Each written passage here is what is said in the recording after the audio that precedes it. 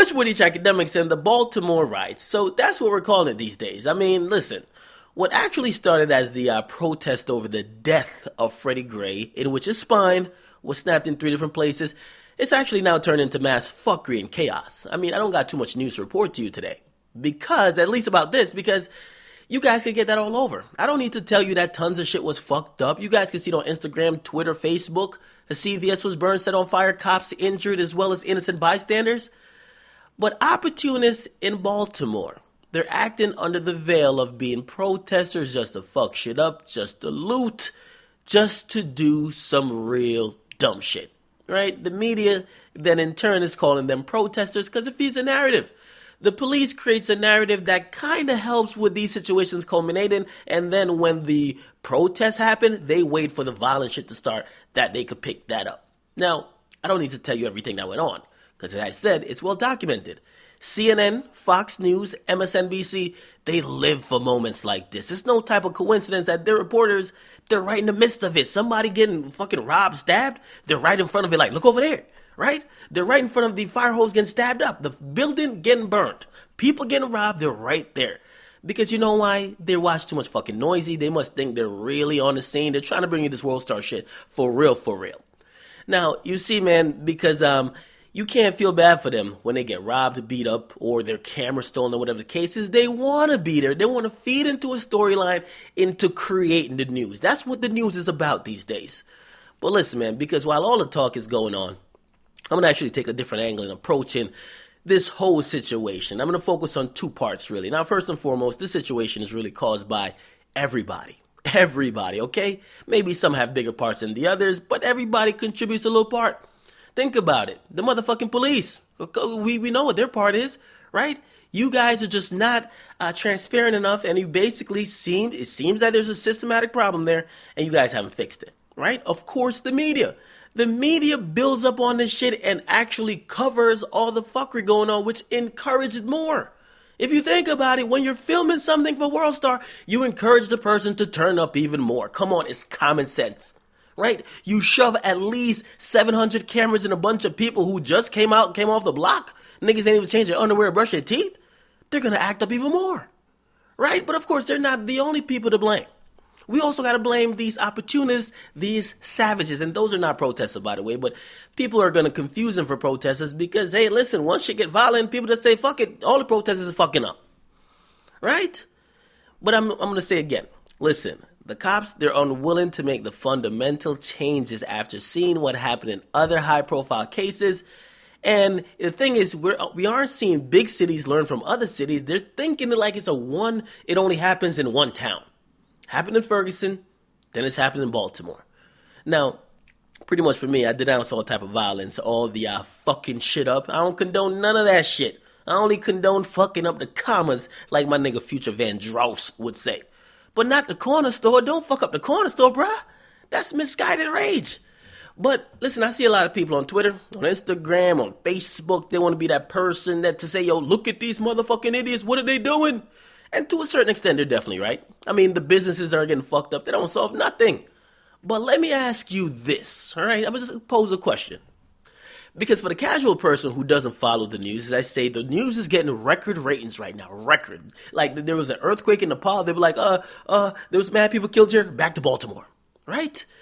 Or let me ask you this question, right? Would you pay more attention to the police brutality or think it's a big enough problem if you didn't see the fuckery that went on in Ferguson, right? If you didn't see people looting and you see people frustrated because after it happens time and time and time again and it gets to Baltimore, listen, man, I was definitely saying, yo, all these scum-ass niggas who's robbing all these places, but when you saw, at least in Baltimore for a small period of time, I'm not going to say the whole time, it looked like there was some type of desperation in some people's eyes. And I'm not saying it validated looting. That's nothing in my argument. But frustration caused and actually culminates to a certain point. So it would be lying to yourself, right? It'd be lying to yourself to say that if these situations didn't happen, where now the police brutality is agenda number 1. Fuck all that other shit, okay? Fuck Bruce Jenner becoming a bad bitch. Fuck all that shit. Right now, the thing on the agenda for everybody in social issues is police brutality. Would that be number 1 if niggas wasn't fucking shit up? Think about it. If niggas march for a day, sing a bunch of Negro spirituals, and then be like, all right, man, let's fucking go to In-N-Out Burger, let's go to fucking Kentucky Fried Chicken, and we're gonna be done. Would people actually be talking about it like it's a serious thing today had people not fuck shit up? As I said, not validating it, but does it keep the conversation number one in everybody's minds? Now, listen, man, the thing is the police and the local government, they've shown that their mission isn't to prevent these things from happening by giving transparency, openness, and also calling out one of their own when they do some fucked up shit, right? They work on their time, not the people's time. They act like they're really not employed by the people. They act like they're really just kind of like, yo, we out here, we doing what we doing. If you niggas don't like it, man, do something. That's what they kind of give off that vibe. So the police, they're a problem, right? Or the police and the local government. And of course, we got the leaders who supposedly represent the black community. And I don't know who these people are, but apparently we constantly hear leaders. We have leaders. I'm like, who the fuck is a leader? Is it Al Sharpton a leader? Huh? What? Who the leader? Who's the leader? What are they doing? I'm not talking about what they're doing in the community. What are they doing with everybody else? Because it's one thing to be a community leader. It's another thing to actually lead that community to make changes with other people. Whether you like it or not, we ain't on some back to Africa shit. You got to work with other people to get the changes you want to get. Now, what we do here is we hear a lot of talk of what should happen, what's gone wrong, what we want, what we need to get, what we need to do. But we hear no clear methods, no clear solutions, no togetherness, no plans of actually making it happen. We just hear a bunch of complaining ass Negroes. Which kind of leads me to my next point. And I'm going to apologize because I said I'm not giving you the broken down details of what's going on in Baltimore. Listen, you guys, it's going on as I speak. I can't keep up with it. Listen, I could predict right now. Bunch of niggas getting stabbed, buildings getting burnt up, trash cans hitting cars and shit like that, rocks getting thrown, nigga shit, okay? But it leads me to the next point. Now, the thing is, man, the best way to just sum it up is that shit is getting fucked up. I'm an entertainer, and I mean, let's think about it, though, because I think what's forgotten in all this whole thing is that I'm gonna focus on the music side of things, right? In the last 12 months or so, I'd probably say 12 to 15 months, I could probably count at least 5 rappers who put out strong pro-black albums, talking about some pro-black, revolutionary, we don't want to be oppressed shit. But check it out, because shit just got real. And when shit gets real, all the niggas that be preaching, rapping about pro-black, let's really fuck shit up, them niggas is ghost. Okay, all them niggas talking about that revolutionary shit, how shit gonna change.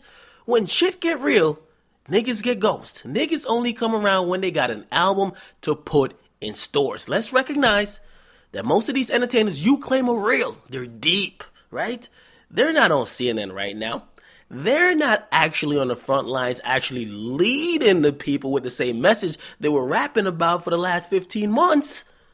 And I'm not talking all because, of course, David Banner, Killer Mike, they've been stepping up. There's a couple, but I'm talking about these new age rappers, right? Fuck it, let's call names. Kendrick Lamar, right? He's one of them, right? Where are they right now? Why are they not speaking up?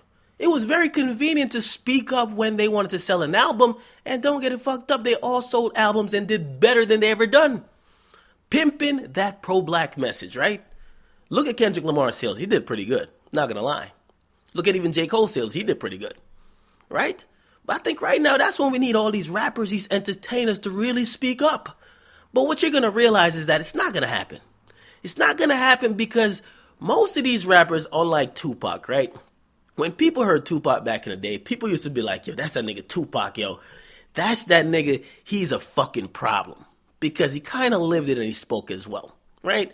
But these rappers, they got a message when it comes conveniently to their album cycle. Between them niggas is quiet, going on tours, signing autographs, kissing babies, no problems. They don't want to piss nobody off, really.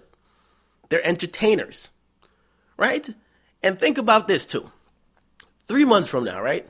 There's going to be a rapper that makes an album talking about the Baltimore Riots, right? And he's going to be talking about it, dropping all type of subliminals, multis, and triple entendres, niggas rhyming all type of shit with Freddie Gray, right? You know, niggas is mad creative. But during that nigga's right now on Twitter not saying a word. He's tweeting out generic tweets for you to go cop his next album or cop his album that he just dropped. Just think about it, right? Just really think about it. Now, this is what I'm gonna say, because with all those rappers and just like most musicians in general, listen, these guys don't want to piss nobody off for like sponsorships. They're not gonna preach that same shit they rap on like CNN, and you don't have to be in fucking Baltimore throwing rocks. But they're not gonna be on the front lines actually confronting these issues, speaking about them, engaging in conversations when it matters. Them niggas are good at giving pep talks and recaps. After it happened 3 months from now, niggas is talking all types of shit. So let me tell you this, man, because the next time you want to look at one of these rappers and you want to be like, yo, this nigga's so deep and this and that and so deep, and it's not all, but definitely some. Just realize for the most part, most of these niggas are really just, it's all about the entertainment. It's nothing more. Don't look at them for nothing else. So just like how some of you guys trying to like point out at the guys who rap about trapping out the bendo, and then you try to then point a contrast with somebody spitting that pro-black shit, just realize it's all entertainment. None of them mean it more than the other. None ain't doing it. None ain't really trying to be on the front line when shit really get real. So that's just what it is. But overall, man, I hope the violence really cuts the fuck out. I mean, to be honest, I'm not over there. So, listen, I wouldn't risk my freedom to be over there. Okay, so you don't got to ask me if I'm marching. I don't give a fuck. Okay, but I will say this, all right? For everybody who does say, yo, fuck shit up, if you ain't willing to be out there, don't say fuck shit up. That's what I won't say, because I ain't willing to risk my freedom or life for nobody, okay? Nobody. So I won't tell you go fuck shit up. That's why I'm chilling. So you guys react, man. So this is really more of a conversation. Let's just have a conversation. I know we talk about a lot of bullshit at times. We talk about a lot of fuckery, a lot of coonery that's going on. But sometimes there's some real issues that maybe we just need to have a discussion about it. You guys get in the comment section, man. I'm reading it. I'm going to respond. And let's just really chop it up. What do you guys think about the entire Baltimore situation? Whatever your point of view is, let's hear it. It's your boy DJ Akademiks. Make sure you guys like, definitely subscribe. I'm out.